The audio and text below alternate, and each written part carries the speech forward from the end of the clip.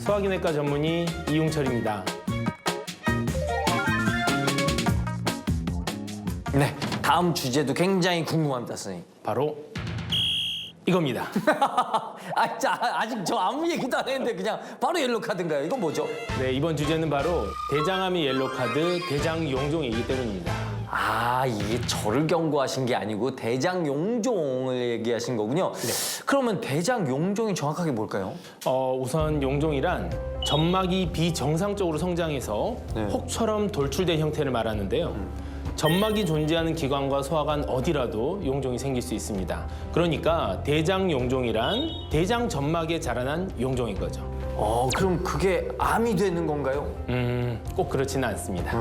대장용종은 두 가지 타입으로 분류를 하는데요. 암으로 악화될 위험이 큰 선종이라 불리는 종양성 용종과 위험이 낮은 과형성성 용종이라 불리는 비종양성 용종이 있기 때문에 모든 용종이 다 암이 되는 건 아닙니다.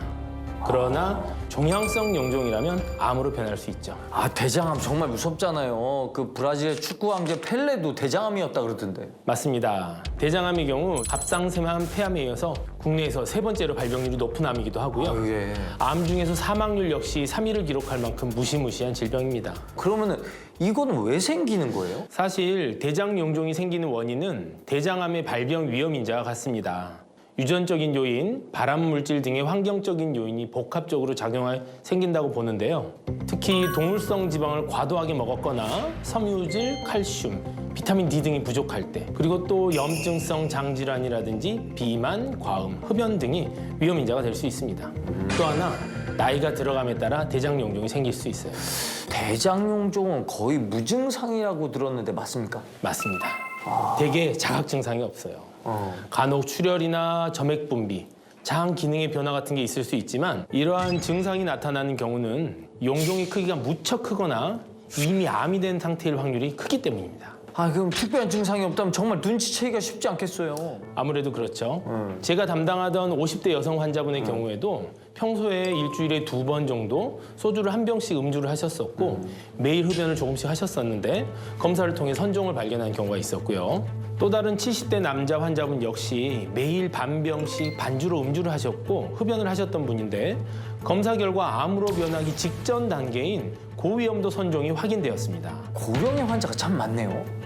100세 시대잖아요. 나이가 많다고 검사를 무서워하다 보면 앞선 환자같이 암이 발병하는 것을 막을 수가 없죠. 그걸 보니까 대장용종을 겪으신 분들이 상당히 많은 것 같아요. 맞아요. 실제 통계가 있는 건 아니지만 통상적으로 대장용종은 우리나라 성인의 약 30% 정도에서 발견된다고 알려져 있고 그러니까 검사를 해보면 3분 중에 1분은 대장용종이 있을 수 있다는 얘기죠. 증상이 별로 없다고 하셨는데 그러면 어떻게 발견합니까? 만약에 종양성 용종이면 암이 돼버릴 텐데요. 그래서 방치하는 경우가 너무 빈번합니다. 특히 대장용종은 나이에 따라 발병 위험이 커지기 때문에 대장암 권고안에서는 45세부터 대장암 검진을 권하고 있죠.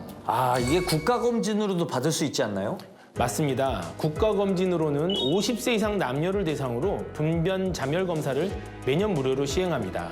대변 검사에서 혈액에 묻어나오거나 이상이 있다면 본인 부담금 없이 대장 내시경 검사도 가능하죠. 하지만 분변 자멸 검사의 경우 대장 용종을 감별할 수는 없습니다.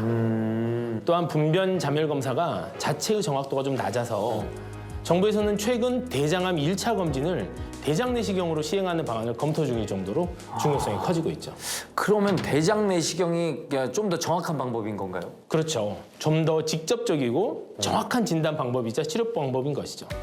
대장 내시경 검사는 항문으로 내시경을 삽입한 후에 대장에 생긴 염증이나 용종을 발견하고 제거까지 한 번에 하는 치료법이니까요. 그러면 대장 내시경 검사는 얼마 만에 한 번씩 하는 게 좋을까요? 처음 대장 내시경 검사에서 정상으로 나온 경우 5에서 10년 정도 후에 검사를 받으시면 됩니다.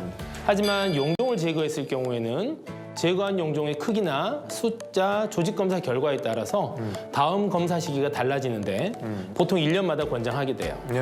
검사할 때 장의 상태나 용종 조직 결과에 따라 시기가 매번 바뀌기 때문에 마지막 검사를 한 의료진의 지시에 따라주시면 됩니다. 대장 용종 그러면 예방법도 좀 저희가 알아봐야겠어요.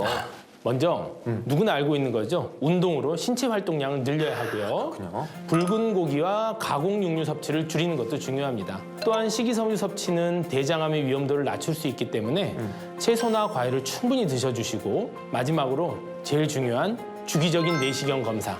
가장 훌륭한 예방법이라는 사실을 꼭 기억하셔야 됩니다.